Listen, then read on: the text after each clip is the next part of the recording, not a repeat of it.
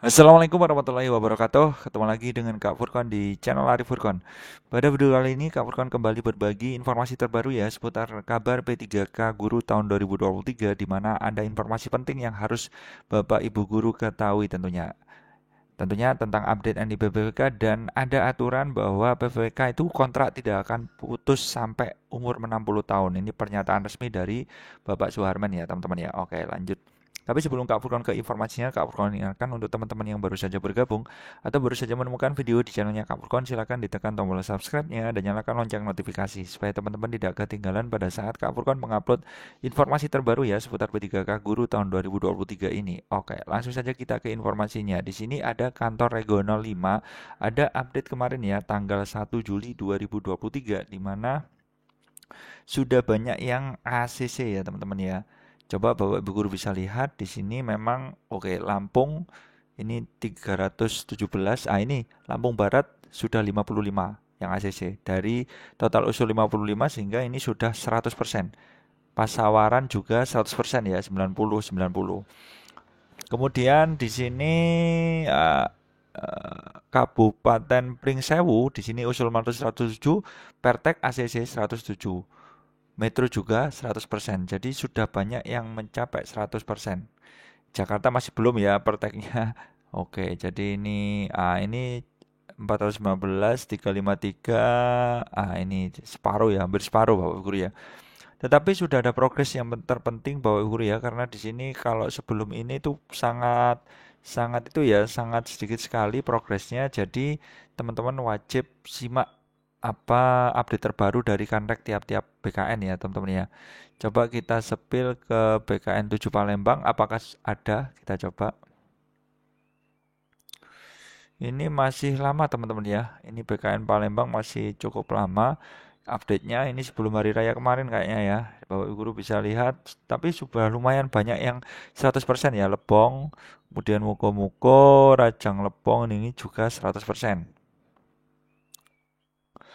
Di sini Kabupaten Bangka juga 100%. Kabupaten Pali, Pangaralam itu juga 100%. Sehingga banyak yang mencapai 100%. Alhamdulillah Bapak Guru ya. Oke. Di sini BKN 2 Surabaya juga mengupdate kemarin ya, tanggal 1 Juli juga ya teman-teman ya, update 2023 wilayah kerja Jawa Timur ya teman-teman ya. Di sini Bapak Ibu Guru bisa lihat sudah banyak yang ACC ya. Bahkan tidak ada yang nol. Apakah ada yang nol? Tidak ada. Oh ada ya, Kabupaten Probolinggo masih belum berprogres. Masih nol. Untuk yang lainnya, Bojonegoro juga masih nol. Yang lainnya insya Allah apa aman. Jadi total masuknya 69% dari usul masuk 25.000 sekian. Kemudian divalidasi 17.785. Artinya sudah mencapai 69% Bapak Guru ya. Oke. Kemudian Bapak Ibu Guru bisa lihat, kita coba Kanrek 10 BKN apakah ada update terbaru, kita cek ya teman-teman ya.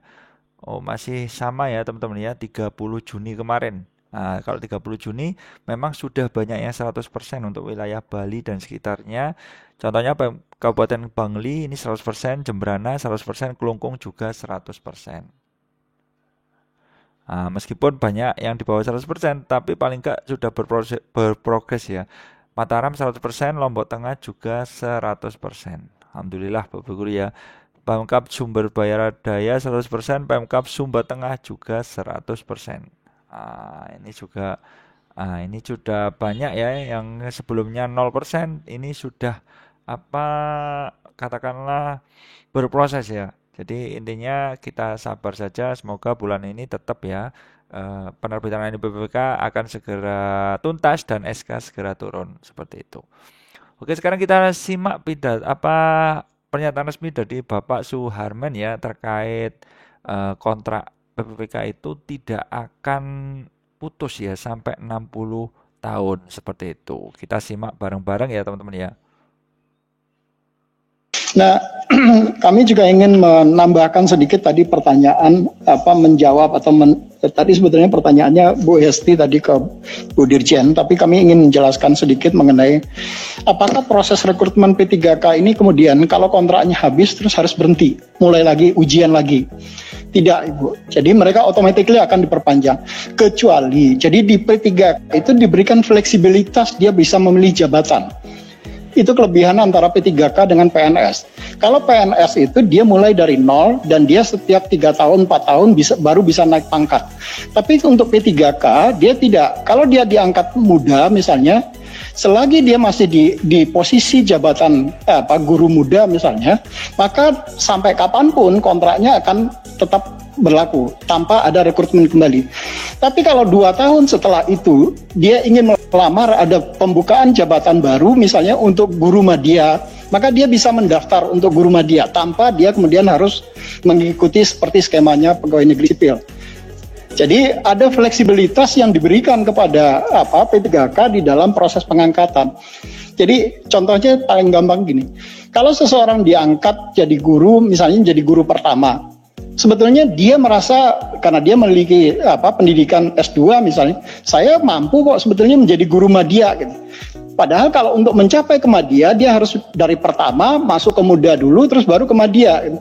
Nah, karena dia merasa mampu untuk bisa masuk ke madya, maka dia bisa ikut mendaftar untuk di madya tanpa harus mengikuti skema yang pertama dan muda tadi.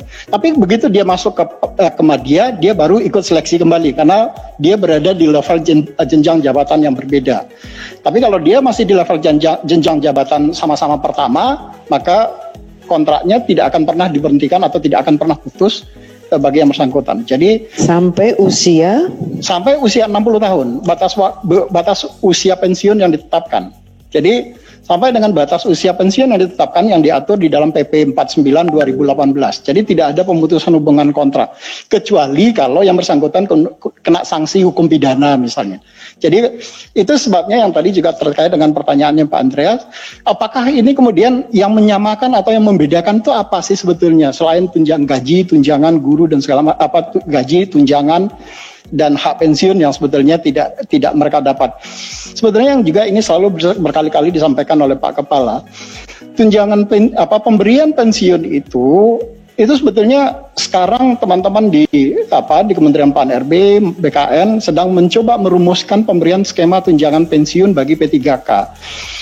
Toh sebetulnya kalau di pegawai negeri sipil misalnya, pemberian tunjangan pensiun itu atau uang pensiun itu kan diberikan karena mereka membayar iuran yang dipotong dari gajinya setiap bulan. Nah, P3K ini juga sebetulnya bisa diterapkan mekanisme atau skema yang sama. Kalau mereka bersedia kemudian gajinya dipotong setiap bulannya, kemudian dia membayar ke Taspen misalnya, nanti Taspen bisa kemudian menetapkan untuk pembayaran pensiun bagi yang bersangkutan. Nah ini skema yang sebetulnya yang selalu disampaikan oleh Pak Kepala itu tidak ada sebetulnya perbedaan antara P3K dengan ASN dengan PNS. Yang membedakan adalah di P3K itu ada flexibility sebetulnya di sisi jabatan. Di PNS nggak bisa. Jadi orang kalau masuk golongan sarjana baru diangkat golongannya 3A, ya dia harus mengikuti mekanisme 3A, 3B, 3C, 3D sampai dengan usia batas pensiun. Nah, P3K tidak seperti itu. Itu fleksibilitas kemudahan yang diberikan kepada P3K. Tapi ada persyaratannya. Persyaratannya itu adalah apa? Untuk menjadi P3K dia harus profesional. Dia harus memiliki kompetensi yang sesuai dengan bidang jabatan itu. Jadi tidak bisa kemudian orang yang tidak memiliki kompetensi kemudian bisa menduduki jabatan itu. Itu sebabnya kenapa kalau dia masuk level jenjang jabatan yang berbeda, seleksi diulang kembali di situ. Kalau dia dalam jenjang jabatan yang sama, maka kontraknya tidak akan putus kecuali ada pelanggaran yang sesuai dengan PP 53 2010. Mungkin itu Bu Ketua tambahan dari kami. Terima kasih. Assalamualaikum warahmatullahi wabarakatuh. Suharmen, jadi inilah yang mungkin tidak pernah juga didengar oleh teman-teman P3K, sehingga teman-teman guru honorer ini seperti pokoknya kalau nggak PNS nggak, kan ada yang sebagian begitu. Ada yang mengatakan kalau kita disuruh tes ya pasti kalah, tapi kemudian sudah disolusi oleh teman-teman dari Dirjen GTK. Nah, ini ternyata lebih menarik menjadi P3K. Ya, karena tidak harus menunggu 4 tahun. Kalau ada tawaran jabatan pada 2 tahun berikutnya bisa mendaftar. Nah, mungkin saya mewakili teman-teman dari guru honorer ini pengen bertanya, kan ini hal baru, Pak. Saya juga baru dengar. Saya yakin teman-teman ini bertanya itu juga karena baru dengar. Dan ini adalah hal yang luar biasa. Jika pada saat proses pendaftaran yang baru, nih misalnya saya nih pegawai P3K, kemudian ada mau menjadi guru madya, daftar saya. Sekarang saya posisi guru muda P3K. Apakah saya harus berhenti dulu sampai dengan proses itu selesai kalau mau ikut seleksi itu? Atau saya dapat menunggu sampai ada kabar bahwa saya diterima atau tidak? Atau saya